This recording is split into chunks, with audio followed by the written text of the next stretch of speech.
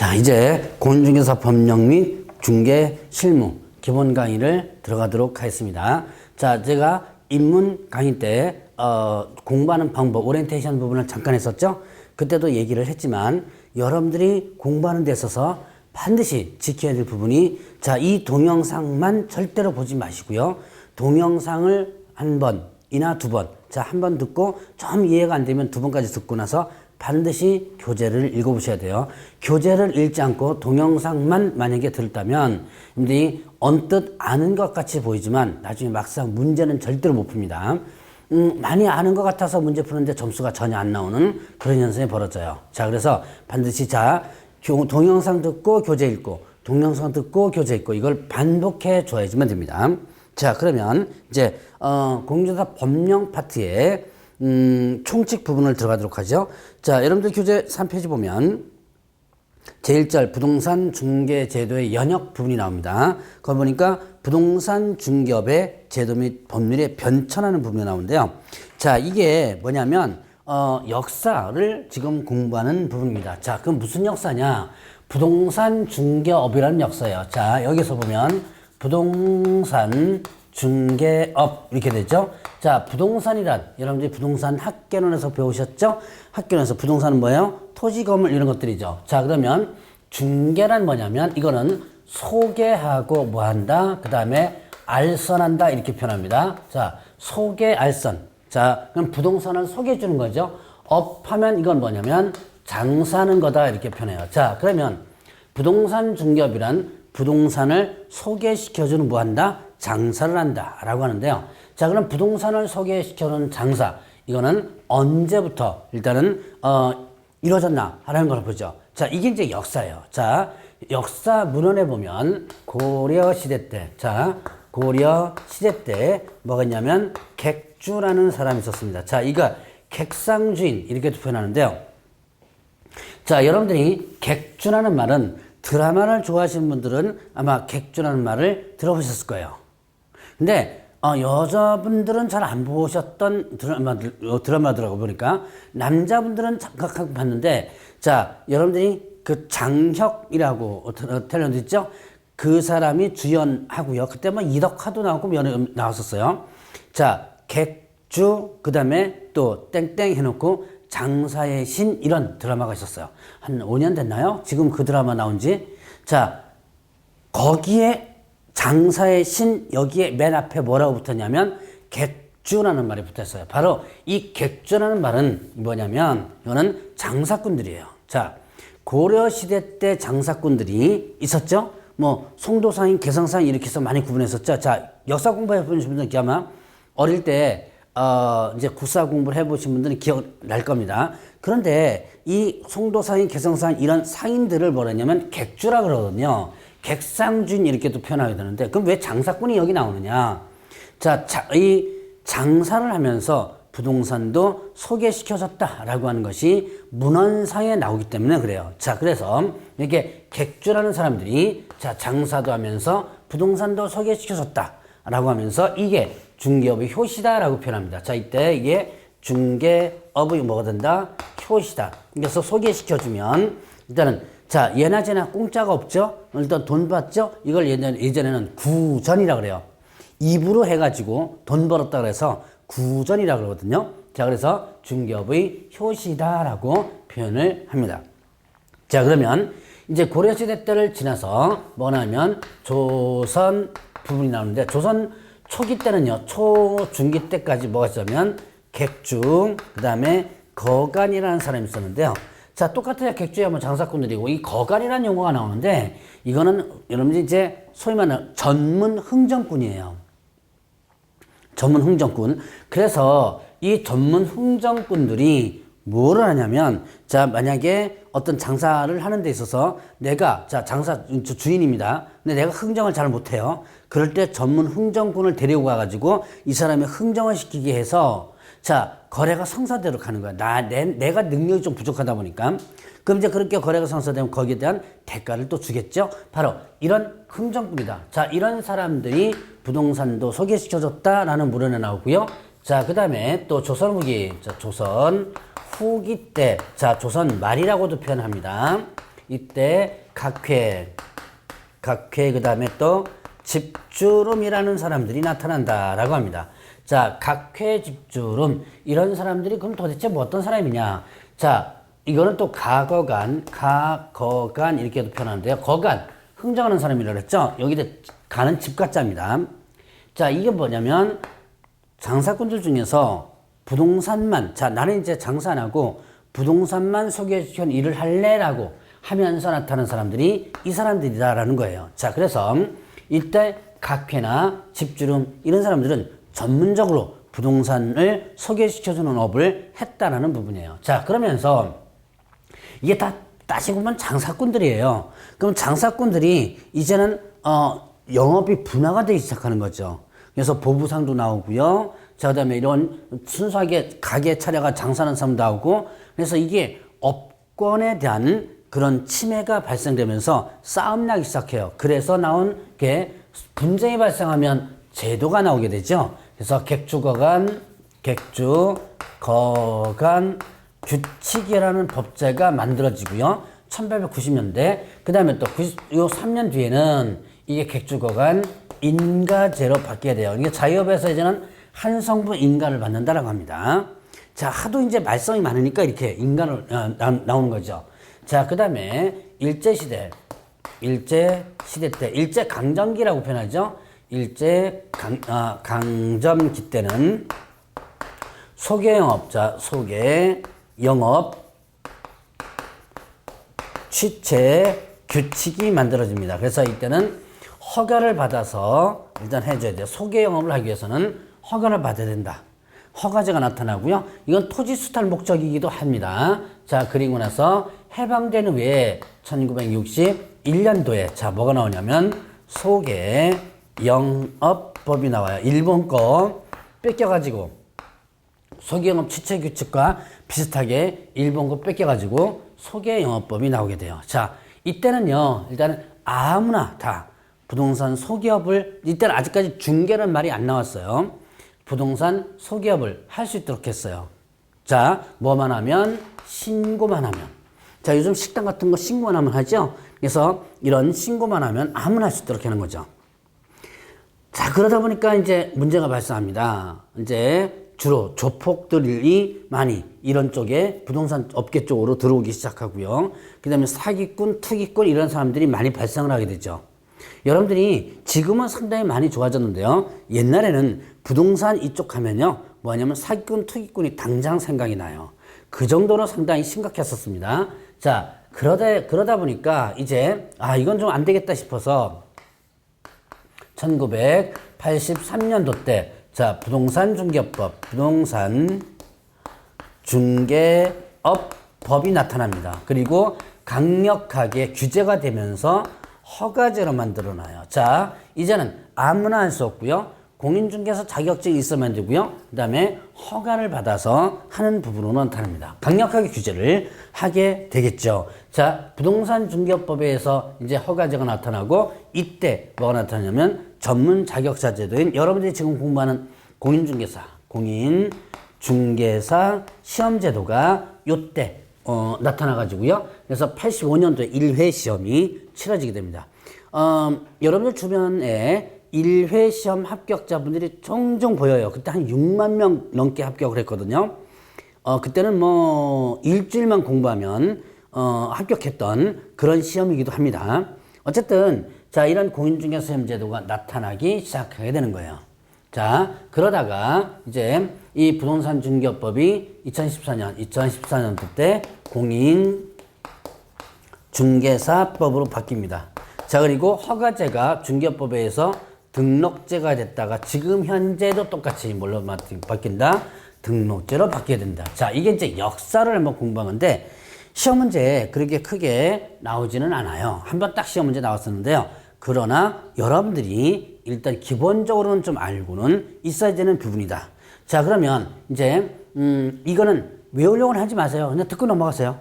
그러나 듣고 넘어가야 될 이유는 뭐냐면 앞으로 공부할 때 이 역사 얘기를 몇 가지를 좀 하면서 할 겁니다. 자, 그러면 이제 공인중개사법의 성격, 여러분들 5페이지 보면 자, 공인중개사법 이거는 여러분들 공법에서도 조금 배웠던 부분일 거예요. 자, 보죠. 공인중개사법은요.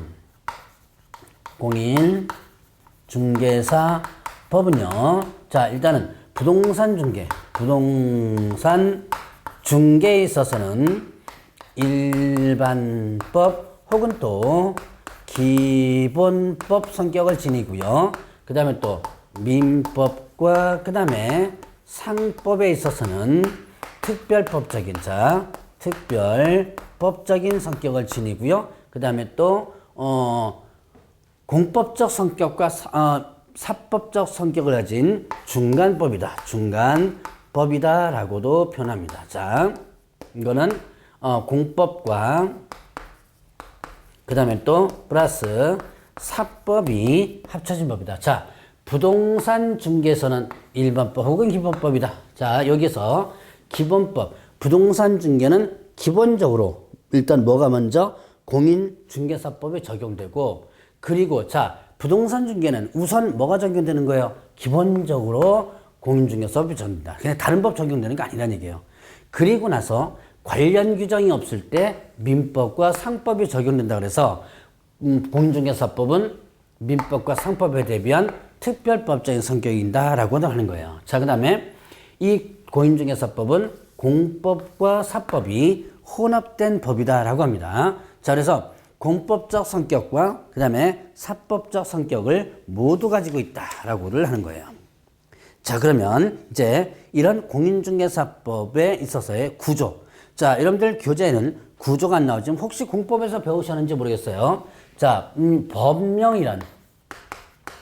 자, 이거는 여러분들 기초적으로 좀 알아두셔야 되는데, 자, 법령은 법률과 그 다음에 시행령, 그리고 또 뭐가 있었다? 시행, 규칙, 이렇게 세 가지로 나타난다라고 합니다. 자, 법령이란 법률, 시행령, 시행규칙. 자, 법률은 어디서 만드는 거죠? 국회에서 만드는 거죠. 자, 법률은 국회에서 만드는 거예요. 그래서 국회에서 이제 큰 틀을 하나 만드는 거죠. 국회에서 아주 세부적인 것을 다 만들지 못해요.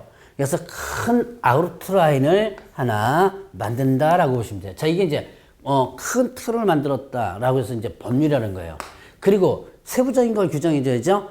국회에서 우리가 요걸 만들었으니까 네가 다시 세부적인 것을 이 범위 안에서 이 범위를 벗어나면 안 돼요. 이 범위를 벗어나면 되고, 이 범위 안에서 그러면 세부적인 것을 만들어라, 시행령을 만들어라는데 이걸 누구한테 하냐면 대통령한테 합니다. 자, 이거는 그래서 시행령을 다른 말로 뭐라 한다? 대통령령 이렇게 표현해요. 자, 시행령을 다른 말로 대통령령이라고 표현하는데 누가 만드는 거니까? 대통령이 만드는 거니까. 그러니까 자, 일단 법을 만들어 놓고 국회에서 그 다음에 뭘 하느냐, 이제 또 이렇게 큰 틀을 일단은 대통령이 만드는 거예요.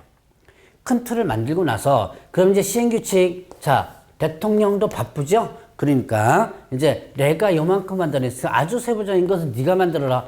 각 부서장에게 일단 맡기는 거예요. 그럼 각 부서장, 행정부처장이죠? 그래서 이거를 시행규칙을 뭐라 하냐면 부령이다 이렇게 표현합니다. 아주 세부적인 것을 이제 이렇게 해서 이제 꽤 나가는 거죠. 그럼 이 전체가 뭐가 되는 거예요? 법령이다라고 하는 거죠. 그러면 대통령은 한 사람이니까 여기다가 이름을 쓸 필요가 없어요.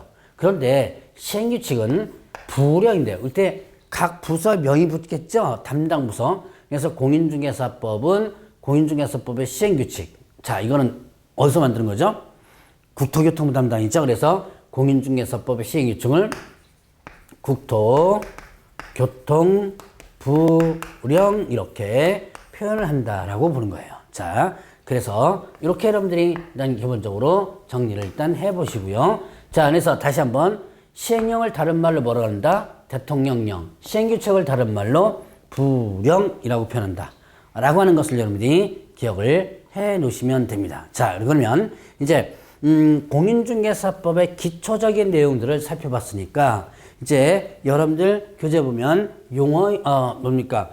재정 목적이 나오죠? 재정 목적. 자, 이 재정 목적이란 이 법을 만든 이유예요. 이 법을 왜 만들었느냐 하는 것이 재정 목적입니다. 그래서 여러분들이 이거는 요즘은 시험 문제에 많이 안 나오지만 예전에는 상당히 많이 나왔던 부분 중에 하나입니다. 그래서 반드시 여러분들 좀 기억을 해놔야지만 되는 부분이에요. 자, 그럼 보죠. 재정 목적 6페이지에 보니까 자, 이 법은 하는 부분 있죠. 공인중개사의 업무 등에 관한 사항을 정하여 그 다음에 또 전문성을 제고하고 부동산 중개업을 건전하게 구성하여 국민경제에 이바지함을 목적으로 한다 이렇게 돼 있어요.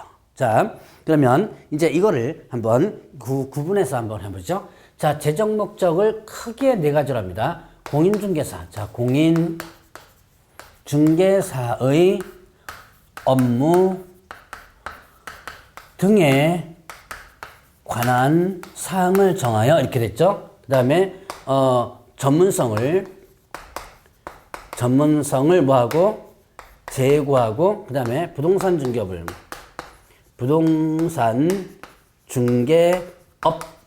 어떻게 한다 그랬어요? 건전하게 육성하여 그 다음에 국민경제에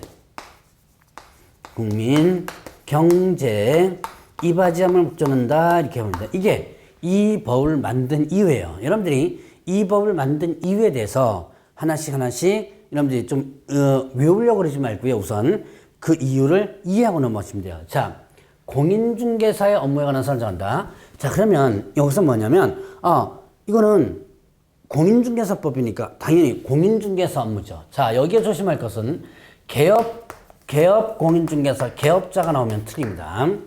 자, 개업 공인중개사 개업자가 나오면 틀려요. 자, 왜 그러냐? 공인중개사라는 용어와 개업 공인중개사 용어는 다르죠. 자, 이제 다음 시간에 용어의 정의를 배우게 될 텐데, 자, 이때 공인중개사는 공인중개사 자격을 취득한 자고요. 개업공인중개사는 이 법에서 개설 등록한 자를 얘기하죠. 그래서 이 개업자가 나오면 틀리다라고 하는 거 구분해 보시고, 자, 그 다음에 전문성 제고하고, 자, 전문성 여기에 공신력 제고 이렇게 하면 틀립니다. 자, 이거 왜 제가 이거 강조하느냐? 예전에 중개사법에서 목적 중에 하나가 공신력 제고가 있었어요. 자, 제가 역사 공부 아까 잠깐 했었죠? 예전에 소개영업법 시절에는 어떻게 됐었어요? 누가 주로 많이 들어왔다 그랬죠? 조폭들이 많이 들어오고 부동산 하면 사기꾼, 투기꾼 이게 많았었다 그랬죠?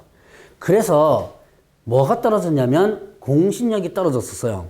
그래서 예전 법에서는 일단 공신력을 높이는 데 주안점을 뒀었습니다. 그래서 공신력 제고라는 말이 있었는데, 그런데 이미 이제 공신력은 많이 올라갔어요. 올라갔기 때문에 이제는 공신력 제고보다는 전문성을 높이는 것이 좀 더 낫죠. 그래서 전문성을 제고하고 라고 하는 부분이 나오는 거예요. 자, 그 다음에 부동산 중개업을 건전하게 수행했습니다. 자, 부동산 중개업. 자, 이거 부동산업을 건전하게 수행한다. 틀립니다. 부동산업 하면 좀 포괄적이죠. 그래서 부동산업 하면 틀리고, 그 다음에 중개업이에요. 부동산 중개를 건전하게 수행한다. 자, 중개업자가 빠져도 틀리고요. 그 다음에 중개 업무 이렇게도 틀린 거죠. 자, 그 다음에 국민경제에 이바지한다. 자, 이거는 국민경제 자기도 하나의 공헌하는 거죠. 자, 그러면 이때 국민의 재산권 보호. 자, 이렇게 국민의 재산권 보호 이런 식으로 해도 틀리다라는 부분이에요. 그래서 여러분들이 자, 이런 네 가지 부분에서 틀리다는 부분을 여러분들이 조심하시고요. 자, 그 다음에 또 일단 기본적으로 엑기스, 즉 재정 목적 자체를 여러분들이 좀 체크를 하고 구분을 해 놓으셔야지만 되는 거예요. 자, 그러면 이제 이렇게 재정 목적에 대해서 봤으니까, 자, 여러분들 교재 보면 용어의 정의 나오죠. 자, 용어의 정의 7페이지에 자, 이 용어의 정의는 이 법에서 자주 사용하는 용어를 법률적으로 정의해 놓은 것이 용어의 정의예요. 그러면 자, 용어는 일단은 어떻게 되냐? 6가지가 있는데, 자, 가장 먼저 뭐가 있냐면 중개란. 자, 중개란. 자, 이때 중개는 법률적인 용어로는 주로 뭐라 했죠? 중개란. 이거는 소개, 그 다음에 알선 이렇게 썼죠. 자, 중개는 뭐가 있다? 소개라는 말, 알선이라는 말로 표현합니다. 자, 중개는 뭘로 표현한다? 속의 알선이라는 말로 표현한다. 자, 그러면 이때 자, 이 법상의 중개는 어떻게 표현되냐라는 걸 보죠. 자, 중개란 이 법상에서는 중개대상물에 대하여 거래 당사자 간의 매매 교환 임대차 그 밖에 권리듯이 변경하는 행위를 어떻게 하는 것? 알선하는 것 이렇게 됐죠. 자, 그러면 보죠. 중개는 어떻게 된다? 뭐에 대하여? 법 제3조. 자, 법 제3조 규정에 의한 중개 대상물에 대하여 그 다음에 또 거래 당사자 간의 매매 교환 임대차 매매 그리고 교환 그리고 또 임대차 그 밖의 권리 득실 변경에 관한 행위를 뭐하는 것? 알선하는 것 이렇게 된 거예요. 자, 법 제3조 규정에 의한 뭐에 대하여? 중개대상물에 대하여. 그러면 중개대상물이 나왔겠죠? 제3조에는. 자, 이 중개대상물은 뭐냐면 토지, 그 다음에 건축물, 그 밖에 토지의 정착물 있고요. 그 다음에 임목, 광업재단, 그 다음에 또 공장재단 이렇게 됩니다. 자, 이게서 자, 토지 건물, 그 다음에 임목, 광업재단, 공장재단 이 5가지가 제3조 규정에 의한 중개대상물입니다. 이 중개대상물에 대하여 거래 당사자, 자, 거래하는 당사자죠? 거래하는 당사자 누구예요? 매매하면 매도인 매수인이고 임대차하면 임차인 임대인이겠죠? 자, 이런 거래한 당사자 사이에 매매를 알선하는 거, 매매를 뭐 하는 거? 소개해 주는 거. 그럼 교환을 서로 바꾸는 것을 소개해 주는 거.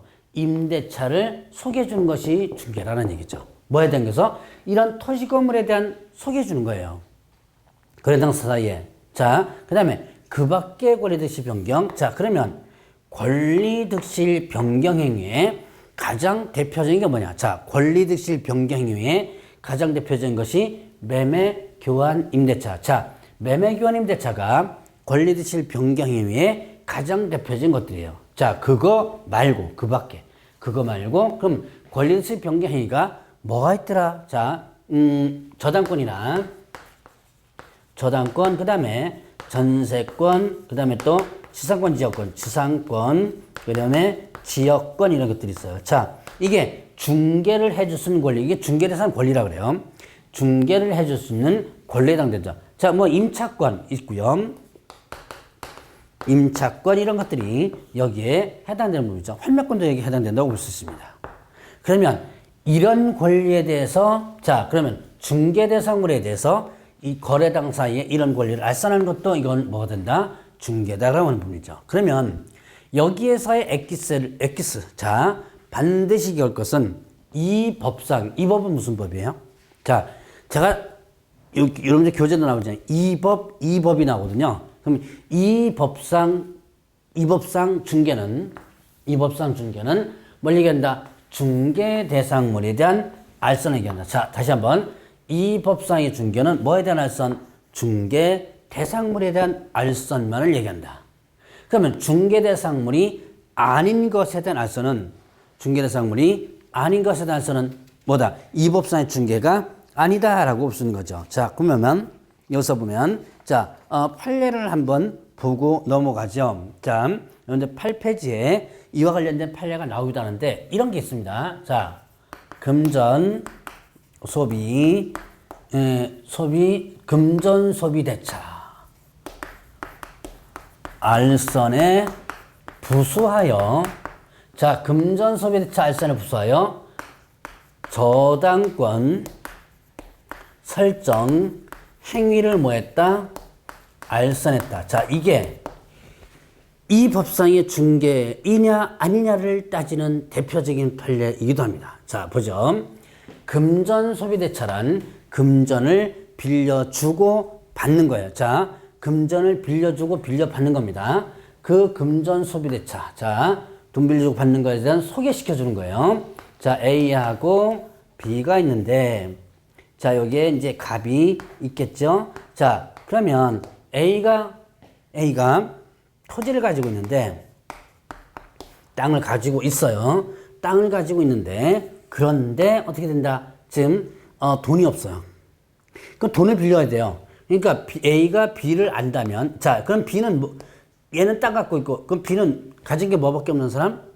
가진 게 돈밖에 없는 사람이겠죠? 그럼 이제 얘가 일단은 돈을 갖다가 어떻게 한다? 가지고 있는데, 알면 가서 돈 빌려달라 그러겠죠. 그런데 A는 B를 몰라요. 그러니까 A는 갑에게 와서, 자, 소개시켜준 사람이죠? 얘한테 와가지고, 야, 가진 게 돈밖에 없는 사람이 있으면 좀 소개시켜줘. 그런 거예요. 그래서 B를 누구한테? A에게 소개시켜주게 된 거죠. 자, 그러면 이때 B를 A한테 소개를 시켜주게 되는데, 이때, 자, 갑이 이제 뭐 한 거예요? 돈 빌려주는 것을 갑이 알선 소개해줬죠. 자, 이제 요까지가 요거 이 법상의 중개냐 아니냐 하는 부분이에요. 자, 이거는 이 법상의 중개가 아니다. 그럼 왜 이게 이 법상의 중개가 아니냐? 왜? 금전 자체가 중개 대상물이 아니기 때문에 그런 거야. 자, 그런데 자, 보죠. 여기서 보면 금전 자체가 중개 대상물이 아니니까 금전을 소개시켜주는 것은 이 법상의 중개가 아니다. 근데 여기서 보죠. 자, 이때 B가 A에게 돈을 빌려주면서 그냥 빌려주면 아무래도 떼맥힐 것 같죠? 그러니까 자, 이 땅이 마침 있으니까 땅에다가 뭘 설정하면서 그럼 나 돈 빌려줄 때요. 저당권 설정해줘. 그런 거죠. 이 저당권을 설정하면서 뭐를요? 돈을 빌려주는 거예요. 그럼 결국은 갑은 뭘 한 거예요? 갑은 자, A와 B 사이에 저당권 설정 행위를 한 거다. 알선하게 된 거죠. 자, 그럼 갑은 A와 B 사이에서 저당권 설정 행위를 지금 알선을 한 겁니다. 결국 그러다 보니까 어떻게 된다. 자, 여기서는 자, 이 땅의 갑은 땅에 대한 저당권 설정이 자, 이 저당권 뭐예요? 중개대상 권리에 해당되죠. 그래서 여기에서는 이거는 이 법상의 중개에 해당된다는 거죠. 자, 그러면 이게 금전소비대차 알선 자체는 중개행위가 아니지만 저당권 설정행위 요거를 갖다 알선했다면 이건 중개행위가 되죠. 그래서 그 밖의 권리에는 저당권 등 담보물권도 포함된다라고 하는 거예요. 자, 그러면 이제 중개와 다른 개념과의 비교되는 부분인데 자, 이거를 또 한번 볼까요? 중개라는 개념과 그 다음에 여러분들 교재 보니까 위임, 고용, 대리. 자, 위임, 그 다음에 고용, 대리, 그 다음에 현상 광고, 도급 이런 거 있죠? 자, 현상 광고, 그 다음에 도급 이렇게 했습니다. 자, 보죠. 이 표를 여러분들이 보시면 중개라는 개념과 위임, 고용, 대리, 현상 광고, 도급 이거는 여러분들이 민법의 14가지 계약, 이제 15가지 계약 종류에 해당되는 부분들이에요. 그러면 이 계약 종류와 그 다음에 중개는 공통점이 있으면서도 또 차이점이 있는, 또 다른 점이 있는 그런 부분입니다. 자, 이 중개는 15가지의 그 계약 종류에 포함되어 있지 않아요. 그래서 중개는 요걸 여러분들이 민법에서 뭐라고 배우죠? 전형 계약이라고 배우죠? 자, 그러면 일단 여기 없으니까 비전형 계약 이렇게 표현하는데 자, 공통 차이점이 있더라. 자, 여러분 한번 교재 볼까요? 자, 위임과 그 다음에 중개. 자, 위임과 중개. 공통점이 뭐였었어요? 선관주의 의무가 있다. 자, 여러분들이 위임과 중개는 선량한 관리자의 주의 의무가 있다라고 합니다. 요거는 시험 문제 자주 나와요. 자, 중개는 뭐와 유사함으로 위임과 유사함으로 선관주 의무가 있다라고 하는 거예요. 자, 그러면 이제 이게 하나의 공통점이고 자, 위임은요. 신뢰관계를 기초로 하지만 중개는 신뢰관계를 기초로 하지 않죠. 자, 위임은 여러분들이 위임장 써주죠. 아는 사람에게 일단 위임장 써주는 거예요. 그런데 중개는 반드시 아는 사람에게 가진 않죠. 사무실이 있고 간판만 있으면 되는 거죠. 자, 그러면 위임은 무상의 원칙인데 중개는 유상의 원칙이죠. 자, 이런 특징들이 있고 자, 고용은 여러분들 고용은 어떻게 하는 거예요? 그 취직하는 거죠. 자, 그럼 중개와 고용의 공통점 뭐냐면 타인을 위해서 노무를 제공하는데, 자, 노무 제공하는데 뭐 때문에 노무 제공하는 거예요? 보수를 받기 위해서. 자, 바로 보수를 받기 위해서 노무를 제공하는 것이 하나의 특징 중에 하나다라고 볼 수 있죠. 자, 보수받기 위해서 노무를 일단 제공합니다. 자, 그러면 고용과 중개에 있어서 일단 차이점. 자, 고용은 일의 완성과 무관하게 보수를 받아요. 일의 완성과 무관하게 보수받는데, 자, 중개는 일의 완성이 있어야지만 보수를 받는 그런 특징을 가지고 있죠. 그 다음에 고용은 지시를 받지만, 자, 중개는 지시를 받지 않는다라고 볼 수가 있습니다. 자, 그러면 또 이제 대리행위 있죠? 자, 그럼 대리와 고용의 공통점이 뭐예요? 자, 이게 뭐냐면 거래 성립을 도와주는 역할을 해요. 거래 성립을 조력하는 역할, 또 보조하는 역할을 한다라고 볼 수 있습니다.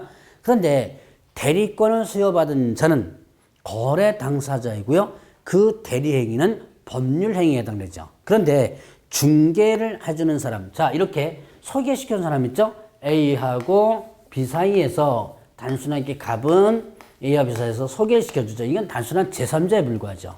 그리고 사실행위라고 합니다. 그러면 현상광고. 자, 현상광고는 중개와 공통점은 일이 끝나지만 보수받는 게 하나 공통점이에요. 그런데 자, 현상광고를 여러분들이 기본적으로 개념을 알고 있어야 돼요. 이거는 민법을 알아야지만 이해가 되는 겁니다. 민법을 모르면 이해가 안 되는 거예요. 자, 현상광고는 광고의 방법으로 청약을 하고, 그 다음에 중개는 어떻게 돼요? 반드시 광고의 방법이 아니죠. 자, 그리고 현상광고는 불특정 다수인에게 청약하는데, 중개는 특정인에 가서 팔아줘 이런 거죠. 자, 그 다음에 도급과 그 다음에 중개. 자, 공통점으로서는 도급과 중개 공통점으로서 일의 완성이 있으면 보수받는가 공통점이에요. 그런데 자, 도급과 관련해서는 도급인은 자, 받을 의무가 있고 수급인은 일의 완성 의무였어요. 그런데 중개 입장에서 보면 일의 완성 의무가 없죠. 자, 그 다음에 의뢰인은 거절이 가능하고요. 자, 요거는 특히 위임과 관련된 부분에서 시험 문제 자주 나오니까 그걸 여러분 이해를 좀 해주시면 되겠고, 자, 그 다음에 그 10페이지에 보니까 중개 유형 종류가 나오죠. 자, 일단은 거기 보니까 상사중개, 민사중개. 자, 상사중개와 그 다음에 민사중개가 있고, 그 다음에 지시중개와 그 다음에 또 참여중개 이렇게 했어요. 자, 상사중개란 타인 간의 상행위를 뭐 하는 거다? 알선하는 거다.